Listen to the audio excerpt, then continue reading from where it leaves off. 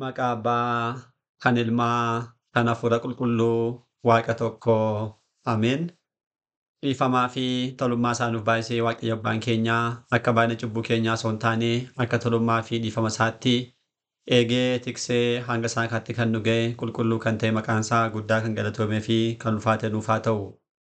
Maatiiwwan Waaqayyoo ijoolleen haadha keenya qulqulleetti Dubroo Maariyaam bakka adda addaa taa'uudhaan sagalee kana kan dhaggeeffattan hundumti keessan maqaa gooftaa keenyaa fayyisaa keenyaa Iyyasuus Kiristoosiin nagaan isin gaafadhaa akka isaatii bakka jirtanitti akkam ooltanii akkam turtanii akkam jirtu.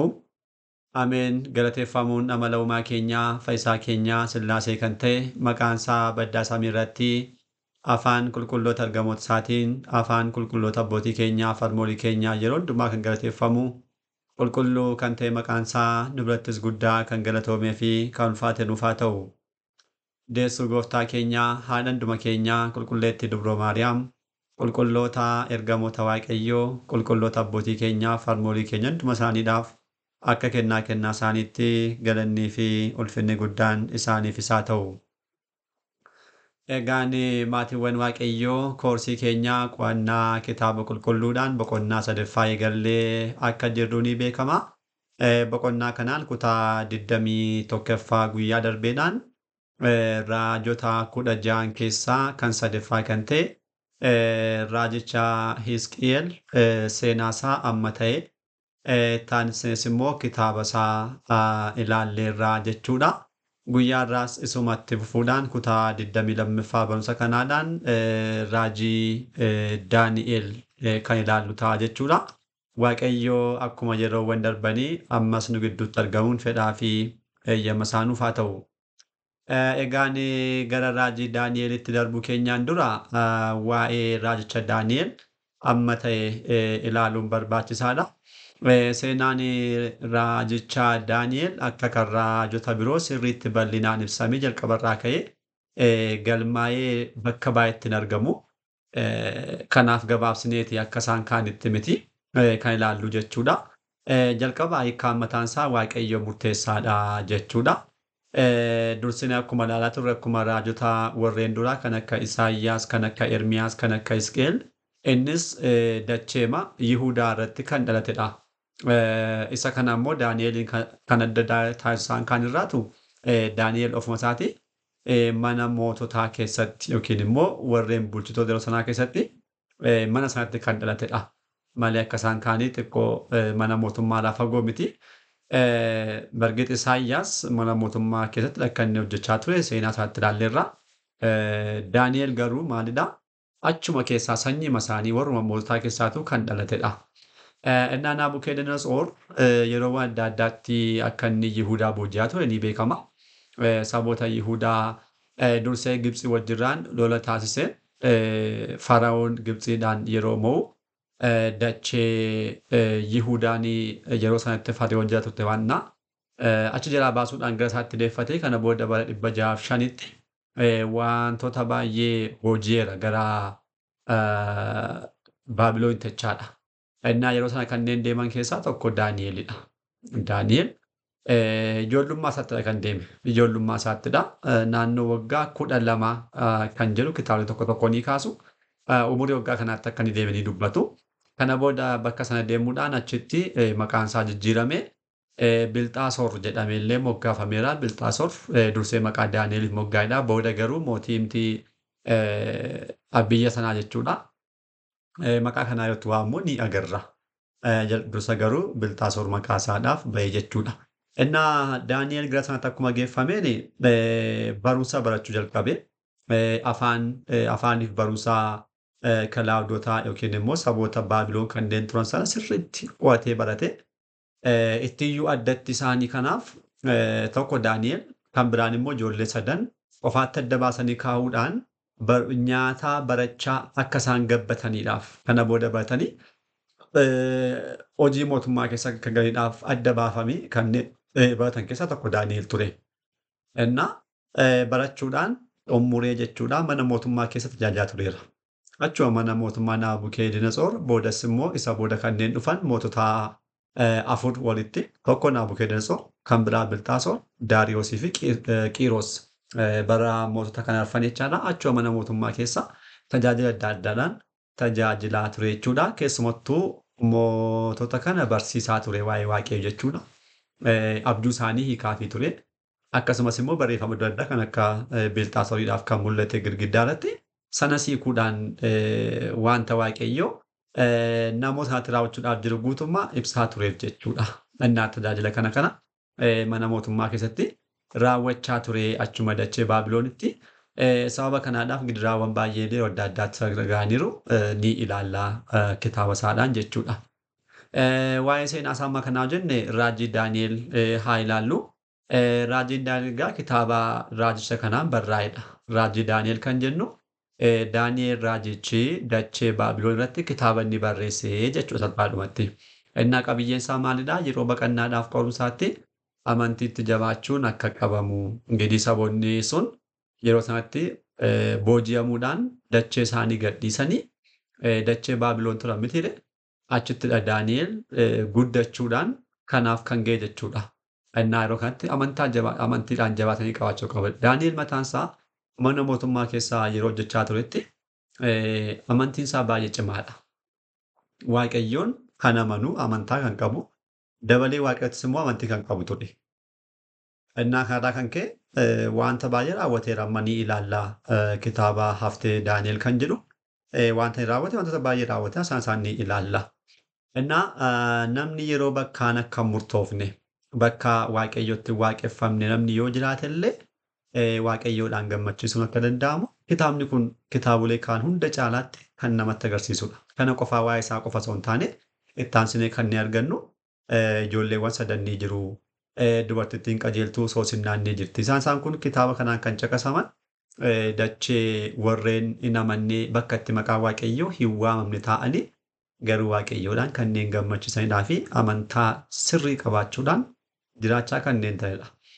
Akkasumallee kana keessa osoo jiranii amantii isaaniitti kan cimanidhaa fi waaqayyoodhaan kan gammachiisan waa'ee ijoollee sadanii sana dubbata.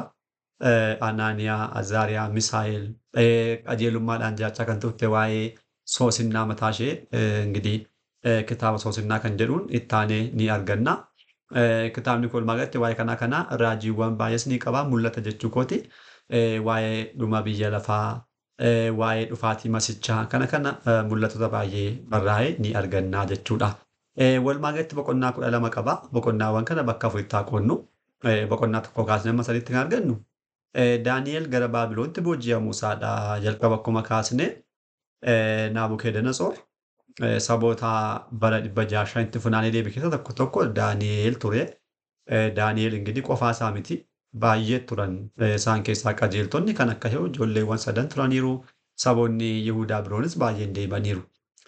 Kana booda achitti Daani'el muudamuu isaadha. Muudamuu isaa qofaatti adda baafamee erga barumsa erga baratanii booda achuma mana mootummaatti muudamuu isaa kitaaba kanatti ni arganna. Kan itti aanee kan jiru abjuu Naabukeedanasoor kan jalqabaa hiikuu isaadha. Abjuu Naabukeedanasoor abjuu si'a lama abjooteera. Tokko as boqonnaa lammaffaatti ni arganna. Kan itti aanu immoo boqonnaa afuraffaatti ni arganna. Isaan kan lamaan kan jalqabaa asirratti hiikuu isaa ni arganna. Itti aanee kan jiru immoo Naabukeedanasoor xaawotii guddaa dhaabachisuudhaan namoonni akka isaan sagadaniidhaaf ajaja baasee hundumtu dachee Baabiloon kan jiraatu namni hundumtu bahee sagaduu fi eegalee kana booda ijoolleewwan sadan Anaaniyaa, Azaariyaadhaaf Misaa'el hin falman hin sagannu jechuudhaan achitti darbatamuudhaanis immoo afuraffaa bifti isaa akka waaqayyo kan isaaf jedhame qulqulluun Gabri'eel dhufeetu ijoollee kana abiddarraa oolchee kana booda faarfannaa yookiin galatoonsaan waaqayyoodhaaf dhiyeessan faarfannaa isaanii qabatee jira bal'inaan boqonnaan sadaffaan faarfannaa ijoolleewwan kana sadanii qabatee jira jechuudha. Boqonnaa afuraa kana gaafa laallu immoo amma jaatti kan jiru kan jalqabaa abjuu Naabukeedanasoor kan lammaffaati. Daani'el abjuu isaa himuudhaan kan nama dinqisu kan inni hiiku. Abjuu hiikuu qofa miti. Abjuu hiikuu namoonni fokkeessuudhaan hiikullee hin danda'u yeroo baay'ee. Booda akka barbaadaa ta'uu barbaadaa deemu garuu har'a fokkeessanii hiikuun namoonni tokko ni jedhu akkam ture. Kun akkasidha. Kun dhaga'uudhaan jechuudha achuma ta'anii itti gochuu danda'u. Kan Daani'el garuu dhuguma waaqayyo ta'uusaa kan beeksu maaliitiina? Naabukeedanasoor abjuu erga abjootee booda abjuun isaa mataan isaa jalaa badaan. Innaa maal godha Daani'el jalqaba abjuu sanatti abjuun ni abjoote jechuudha ba'uunet. Abjuu kan argattee booda hiikkaa isaa duukaa immoo itti himaa jechuudha. Innaa abjuun kun dhuguma kan waaqayyotti mul'isa ta'uusaa agarsiisa jechuudha. Innaa kan akkasiidha kan inni hiikaa ture. Boodas immoo mana isaa keessatti kan barreeffamee jiru mana mooticha Bilxaasoratti girgiddaatti kanneen barreeffaman sana Maaqee, Faaresiidhaa fi Teeqeel kanneen jedhaman kana sadan barreeffama kan sadan maalummaa isaanii hin beekne mootichi Bilxaasoo argee baay'ee nahee kana booda Daani'el kana dubbisee mootummaan isaa akka dhumuudhaaf jalqaba waaqayyoo akka inni namicha kana guutummaa isaa akka inni ilaale kana booda ilaalee akka inni isa tuuffate kana booda immoo namichi kun akka mootummaan isaa akka kufuudhaaf jiru taanee mootummaan isaa darbafame warra Meedooniidhaa fi Faarisitti akka inni kennamu itti himee jechuudha. Innaa dhuguma akka inni dubbate hundumtuu ni raawwatame. Namichi kunis hin kufee Bilxaasoon ittaanes mootummaan isaa mootummaa Faarisiidhaa Faarsii fi Meedooniin akka inni qabatame dursinee yeroo kitaaba Nehimiyaadhaa fi Izraatti seenuudhaaf kaanu achirratti kanneen ibsaman mootota baay'ee jiru jennee waa'ee mootota kanaa dubbanneerra. Innaa Bilxaasoo mootii Baabiloon kan xumuraati. Kana Daani'el isaa fi kiraa jechuudha. Innaa kun asirratti ni arganna barreeffame. Kan xumuraa immoo boqonnaa jeffaatti illee bara Daariyoos Daani'el afaan boolla leencaatti akka inni darbatame illee barreeffamee ni jira jechuudha. Wanta hin taane isatti hojjechuudhaan akka inni darbatamu taasisanii darbatame achitti garuu osoo waa tokko hin ta'in deebi'ee achi keessaa ba'uusaa ni arganna jechuudha. Kan sadaffaa boqonnaa 7 kaasnee hanga 12tti yommuu dubbisnu immoo mul'ata ni argina. Mul'ata waaqayyo mul'ata baay'eetti agarsiiseera. Raajota mul'ata gurguddoo keessaa tokko Daani'elidha. Raajii mul'ata baay'ee arge. Tokko waa'ee nama ta'uu ilma waaqayyoodhaaf argeera. Ilmi waaqayyo yoom akka inni nama ta'u mataasaa lakkaa'uudhaan jechuudha. Kana mataasaa argeera. Taanee immoo gara fuulduraatti raawwachuudhaaf kan jiru waa'ee dhuma biyya lafaa cimmir raajii kan argeera jechuudha gara qulqullicha Gabri'eel. Kun hundumtuu isaaf ifeera. Taanee immoo kadhannaan isaanii jira ingirii kadhannaa warra raajotaa jettee manni kiristaanaa keenya kan qabdu keessaa tokko kadhannaa Daani'elidha. Daani'el qofa isaatti kadhannaa raajotaa ni jira, kadhannaa ijoollee sadii jira, kadhannaan Isaayyaas fi raajonni biroon jiru. Kadhannaan Daani'el asatti barreeffameera. Kadhannaa isaa kan guyyaarraa manni kiristaanaa keenya hundumtu keenya kan kadhannu jechuudha. Kadhannaan isaa sana jira. Darbee immoo waa'ee dhuma biyya lafaas hin dubbata. Walumaa galatti amma kanaattidha. Boqonnaawwan 12 kanatti kan jiranidha. Taanee kan jiru boqonnaa 13-14 hiikaa kitaaba bara 2000 akkas jedhameera. Kitaaba duraadhaan kitaaba soosinnaadhaaf akkasumas haftee Daani'el kan jedhamus yoo jennes rakkoon qabaatu. Boqonnaan 13ffaan waa'ee soosinnaa kan dubbatudha. 14ffaan immoo haftee Daani'el jedhama. Innaa isaan kanatti taansinee ilaallaa jechuudha. Kitaabni kun egaa kitaaba raajii Daani'el jedhama. Taanee kitaaboleen raajii Daani'el kan duukaa lakkaa'aman immoo kitaaboleen biroon ni jiru. Kitaaboleen kun guyyaa har'aa tarii yoo kadhannaa raajotaa yoo qabaanne achatti ni arganna. Qofaatti ba'an jechuudha. Fakkeenyaaf kadhannaa ijoollee sadii kan jedhu kun qofaa isaatti bahee ni jira. Asuma kitaaba Daani'el kan jiru jechuudha. Deemee kan kadhannaanii kan raajota boosaa jiraatu kan biraan garuu kitaabni soosinnaa waa'ee soosinnaa kan odeessu kitaaba 2000 irratti ni argattu. Akkasumas immoo kitaaba haftee Daani'el boqonnaawwan 13-14 jedhamanii kanneen ta'anidha maxxansa bara 2000 jechuudha. Isaan kun walitti qabamuudhaan kitaaba raajii Daani'el kan duukaa lakkaawwamu. Kadhannaa ijoollee sadii kan jennu jalqaba maqaan isaanii Sidiraaq, Misaaqii fi Abdanaagoo kan jedhaman maqaan sirrii isaanii garuu Anaaniyaa, Azaariyaadhaaf Misaa'elaa. Isaan kana waa'ee isaaniidha. Jalqaba kan hin kaase boqonnaa 3ffaatti barraa'ee jira. Kitaaba raajii Daani'el boqonnaa 3ffaatti kan barraa'e abiddatti darbatamu isaanii. Kana booda waaqayyo achirraa isaan oolchuusaa erga inni isaan oolchee booda immoo kadhannaa isaa faarfannaa isaan taasisanidha kan inni jiru jechaadha. Sababa qabiyyeen isaa salphaanatti kan nama dubbadedha. Sababa amantaa isaaniidhaan xaawotii hin waaqessinuu jechuudhaan ibiddatti darbatamanii qulqulluun Gabri'eel dhufee achi keessaa isaan baasee faarfannaa yookiin galatoo isaan dhiyeessan kan qabudha. Innaa salphaamatti raajii Daani'el boqonnaa 3tti kan argannu jechuudha. Kan lammaffaa immoo kitaaba soosinnaadha. Kitaabni soosinnaa boqonnaa 13 jedhamee kan hiikame jalqaba kan dubbadde jechaadha. Boqonnaa tokkodha kitaabichi. gugee gaarraamee jechuudha soosinnaa jechuun kitaaba kana kan barreesse isuma Daani'eelidha. Qabiyyeen isaa maalidhaa? Barsiisonni lamaan Waaqayyoon kan sodaattu soosinnaa kan jedhamtu sagaagalummaadhaan himachuudhaan dhagaa rukutamte akka isheen duutu argatti murtaa'e raajiin Daani'el ogummaa Waaqayyootiin malaaf murtii inni murteesse kan ibsudha. Seenaa kana achumarraa boqonnaa tokko kan jirtu dubbisuu dandeessu.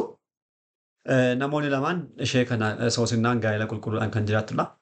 Barsoonni Yihuudotaa lama garuu baay'ee ishee hawwaa turanii kana booda argachuu hin dandeenye guyyaa tokko bakka isheen dhanna ishee qaama ishee dhiqattutti argatanii ishee duukaa sagaagaluudhaaf gaafatanii hin didde. Kana booda baqattee yoo isheen diddutti maal godhuu isaan kun himachuudhaan ingirii barsootadha.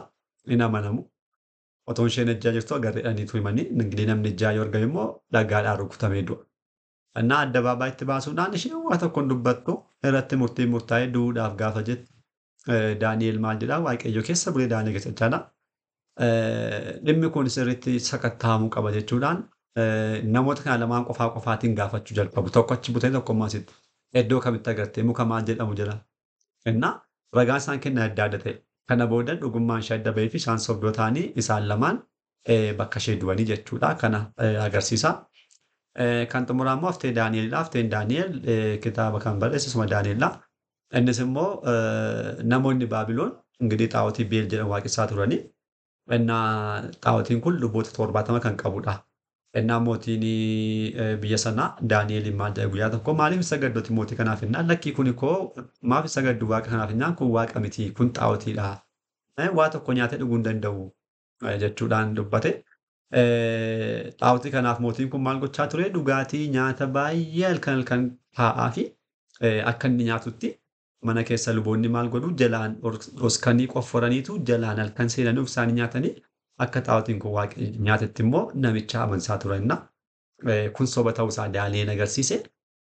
Bakka xaa'otiin sun caccabee luboonni sun hundumtuu ajjeefamanii ittaanis immoo jawwee tokko isaan waaqessan sanas ajjeesuusaa.